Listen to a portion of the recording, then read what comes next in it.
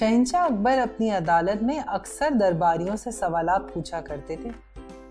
एक दिन उन्होंने पूछा, हम इस शख्स को कैसी सजा दें जो हमारी मूछें खींचे।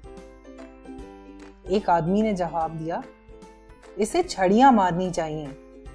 एक और ने कहा, इसे जेल में डाल देना चाहिए। और एक और ने कहा, इसे लाखों रुपए जुर्माना अदा करने की सजा देनी चाहिए। शहंशाह ने सबके जवाब सुने और फिर अपने मुशीर बीरबल की तरफ मुड़े और पूछा, आप क्या सोचते हैं? बीरबल ने एक लम्हे के लिए सोचा और जवाब दिया, इसे फल दिया जाना चाहिए। क्या?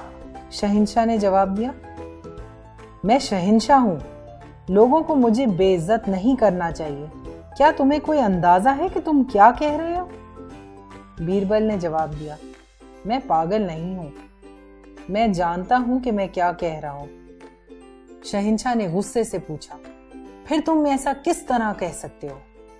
बीरबल ने नरमी से जवाब दिया, क्योंकि जो शख्स ये हिम्मत कर सकता है वो सिर्फ आपका पोता है। पूरा दरबार शहंशाह के साथ हंसने लगा और एक बार फिर बीरबल की अकल और दानाई से मुतासिर हुआ।